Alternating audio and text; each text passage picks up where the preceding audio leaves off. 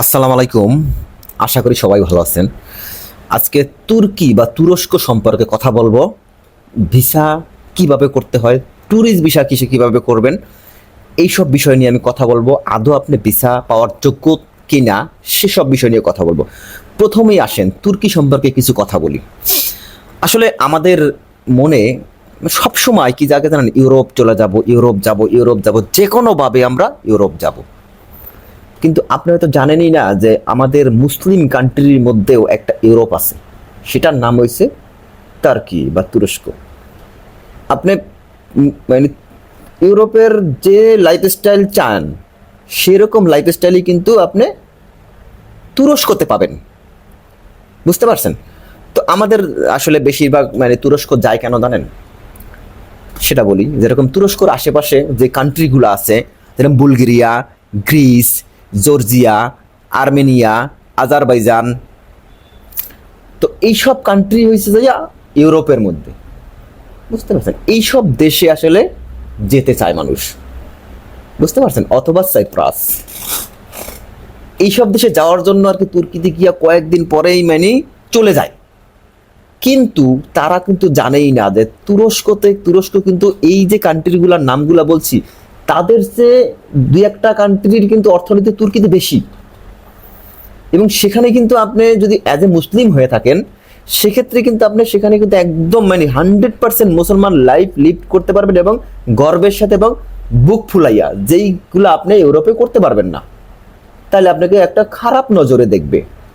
এটাই স্বাভাবিক। কিন্তু আমরা আসলে এটা চিন্তা করি না কখনো যে আমি একসাথে দুইটাই চাই, যে আমার যে ধর্মের যে মানুষই হোক, ঠিক আছে, আমার ধর্মটাও আমি পালন করব এবং আমি ভালো কাজ করব এবং লাইফ লিডটাও যেন ভালো হয়। সেক্ষেত্রে কিন্তু তুরস্ক আপনার জন্য কিন্তু বেস্ট। বুঝছেন? তুরস্ক কিন্তু আপনার জন্য বেস্ট, এবং তুরস্কের অর্থনীতি কিন্তু অনেক ভালো।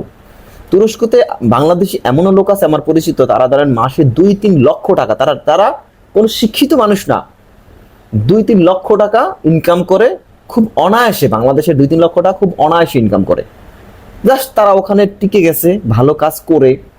বুঝতে পারছেন? তো বাংলাদেশি টাকায় অনেকে এখন 1 লাখ টাকা বেতন পায়, আর তুর্কির টাকার পরিমাণ মান তো জানেনই বাংলাদেশের সাথে কত, প্রায় 3 টাকা। বুঝতে পারছেন? তো আপনি কেন ইউরোপে যাবেন সেটা বলেন। আপনি যদি তুরস্ক যান, সেক্ষেত্রে আপনি কিন্তু ভালো লাইফ লিড করতে পারবেন। যদিও এখন ওয়ার্ক পারমিট ওরকমভাবে গভর্নমেন্ট কর্তৃক বন্ধ আছে, ঠিক আছে, সেক্ষেত্রে আপনি কিন্তু বিভিন্ন ধরনের ভিসা নিয়ে যেতে পারেন। সেক্ষেত্রে আপনার প্রথম চয়েস যদি ভিজিট ভিসা হইতে পারে, ওখানে আপনি ভিজিট করতে যাবেন। যেমন আমি একটু এক্সাম্পল দিই, যে ধরেন আপনার ওইখানে একজন মানুষ আছে, যে যে আপনার একজন লোক আছে, তাকে আপনি কনভিন্স করেন যে ওইখানের যে কোনো একটা কোম্পানির আপনার ওয়ার্কশপ চলতেছে অথবা ওখানে মেলা চলতেছে। তো এই সব ওয়ার্কশপ বা মেলা থেকে যদি একটা ইনভাইটেশন আপনি যদি বের করতে পারেন যে ওনাকে এই কাজের জন্য এখানে ইনভাইট করা হয়েছে, ফর এক্সাম্পল ওনাদের একটা গাড়ির শোরুমে নতুন একটা গাড়ি হইতেছে, ওখানে একটা ওয়ার্কশপ হইতেছে যে বাংলাদেশে, তো ওনার একটা গাড়ি কোম্পানি আছে, এরকম একটা দেখাতে হবে যে আমারও একটা গাড়ির কোম্পানি আছে, আমি ওইখানে ওই গাড়িটা দেখতে যাব বা ভিজিট করতে যাব। এই দেন ভিজিট ভিসা। দেন আপনি যদি ভালো ট্রাভেলার হয়ে থাকেন, তাহলে আপনি ট্যুরিস্ট ভিসা আবেদন করতে পারেন। ট্যুরিস্ট ভিসা কিন্তু চলে যাওয়া যায়। ট্যুরিস্ট ভিসা গিয়া আপনি ধরেন ওখানে বিভিন্ন কায়দায় আপনি থেকে যাওয়ার কোনো অনেক কায়দা আছে, যেগুলো আপনাকে নিজের মাথা খাটাইয়া বলতে হবে। এখানে বললে হয়তো বা আমি বলবে আপনি গিয়ে প্রতারণা শিখাইতেছেন। না, আমি প্রতারণা শিখাইতেছি না। কিন্তু আপনি যদি থেকে যেতে চান, ঠিক আছে, সেক্ষেত্রে আপনি পারবেন, কিন্তু সেটার একটা বৈধ ওয়ে আছে, সেগুলো আপনি জেনে নেবেন। আমি অন্য একটা ভিডিওতে বলবো যে বৈধ ওয়েও আছে, আপনি থেকে যেতে পারবেন। সেক্ষেত্রে আপনাকে ওখানে কিন্তু লয়ারের মাধ্যমে থেকে যেতে পারবেন, বৈধ হয়ে। এটা অবৈধ না যে আপনি চুরি করে থাকবেন ওখানে, একটা গ্রামে গিয়ে থেকে যাবেন, কাজ করবেন, তাইলে কিন্তু আপনি অবৈধ হয়ে গেলেন। বুঝতে পারছেন? তো আমি পার্সোনালি বলবো তুর্কর লাইফস্টাইল কিন্তু অনেক ভালো এবং একদম ইউরোপিয়ান স্ট্যান্ডার্ড। ওখানে কিন্তু গিয়ে আপনি খুব ভালোভাবে লাইফ লিড করতে পারবেন। যদি আপনারা এইসব বিষয়ের জন্য আমাদের হেল্প দরকার হয়, তাইলে বলবেন যে একটা দেশে গিয়া ওই দেশের শৃঙ্খলা ভঙ্গ যেন না করি। এবং আমি এই ভয়ঙ্কর কিছু কথা বলবো, সেটা হচ্ছে ইউটিউবে এখন কিন্তু বিভিন্ন মানুষ প্রতারণার ফাঁদ, বুঝছেন, প্রতারণার ফাঁদ, এটা আপনারা চিনে রাখবেন। প্রতারণা কি করতে পারে? প্রতারণার ফাঁদ কি জানেন? সে করে দেবে ভিসা, একদম পুরা ওয়ার্ক পারমিট করে দেবে, বিভিন্ন এজেন্সি তো বই নিতেছে আজকে থেকে 2 বছর আগে থেকে, পার পার্সন 1 থেকে 1.5 লাখ টাকা করে নিতেছে, কিন্তু কারো বিষয় কিন্তু হইতেছে না, কিন্তু হবেও না। এটা কিন্তু খুবই সাবধান, ঠিক আছে? হবেও না, কারণ ওয়ার্ক পারমিট যেহেতু তাদের সাথে গভর্নমেন্টের সাথে কোনো চুক্তি নাই, সেক্ষেত্রে আপনার তুর্কি ভিসা কিভাবে হয় আপনি বলেন? বলেন আপনি কিভাবে হয়? সে বলতেছে ওয়ার্ক পারমিটে সে কাগজ দেখাইতেছে, সব কিছুই বানানো কাগজ ভাই, ঠিক আছে? আপনি সাবধান হয়ে যান, প্রতিটা কাগজই বানানো। আপনি একজন এক্সপার্টকে দেখান, সে বলবে এটা বানানো কাগজ। বুঝতে পারছেন? কয়েক হাত গড়ে, কয়েক হাত।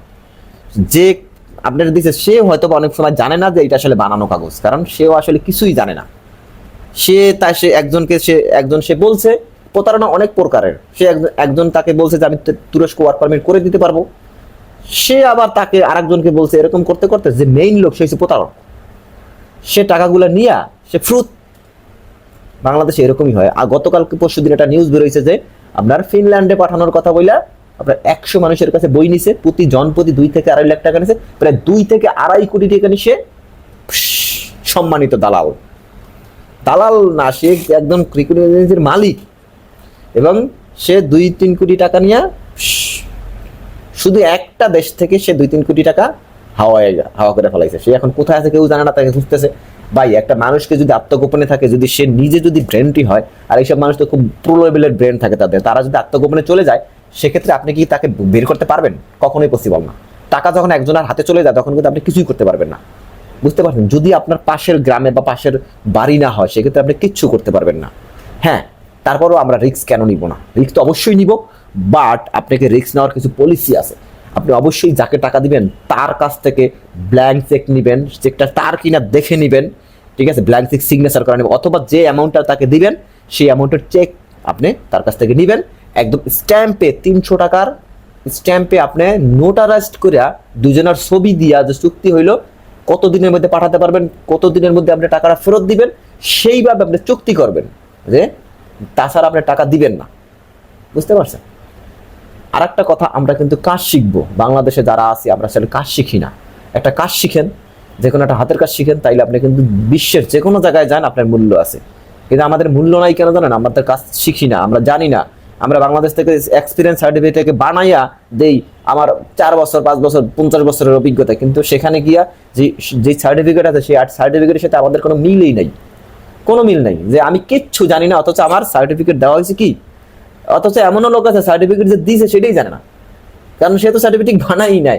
এই রিক্রুটিং এজেন্সি বা যারা এই যে এগুলা কাজ করে, তারা এসে বানাই দিছে। বুঝতে পারছেন? তো এইসব কাজ আমরা করবো না। আর তুরস্ক কিন্তু খুব ভালো কান্ট্রি, উন্নত কান্ট্রি, ওখান থেকে আপনার কেউ যাওয়ার দরকার নাই কোনো দেশে। আপনি ভাবতে পারেন ওটাই ইউরোপ। ওইখানে আপনি দেখেন 1-2 বছর থেকে থাকেন, দেখেন যে আপনার মানে পুরো সিস্টেম চেঞ্জ হয়ে যাবে, লাইফ স্টাইল চেঞ্জ হয়ে যাব। এটা আমি একদম হলপ করে বলতে পারি যে তুরস্ক এমন একটা কান্ট্রি যেখানে আপনি মুসলিম কান্ট্রির মধ্যে সবচেয়ে উন্নত কান্ট্রি এখন বলতে পারেন তুরস্করেই সবচেয়ে উন্নত। যারা মানে কোন দিক থেকে উন্নত না বলেন, সব দিক থেকে তারা উন্নত।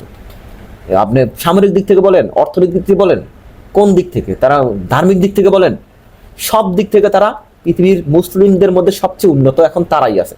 তা আমরা যারা তুরস্ক যাব, তারা অন্য কোনো জায়গায় যাব না, কারণ আমাদের দেশের নাম খারাপ হইতেছে। দ্বিতীয় কথা হচ্ছে আমাদের কপালও খারাপ হইতেছে, কারণ আমরা গিয়ে ওইখানে গিয়েও কিন্তু সেরকম ভালো হই না। হ্যাঁ, 2-4-5-100 জনের মধ্যে 10 জন হয় ওখানে গিয়ে খুব ভালো কিছু করে ফেলাইছে, তার মানে আপনি করতে পারবেন তা কিন্তু না। আপনি যেখানে গেছেন সেখানেই থাকেন, সেখানেই আপনি ভালো কিছু করার চেষ্টা করেন, দেখবেন চেষ্টা করলে অবশ্যই ভালো কিছু করা যায়। এটাই আসলে সব সময় মনে রাখবেন। তো সাবস্ক্রাইব করবেন, শেয়ার করবেন।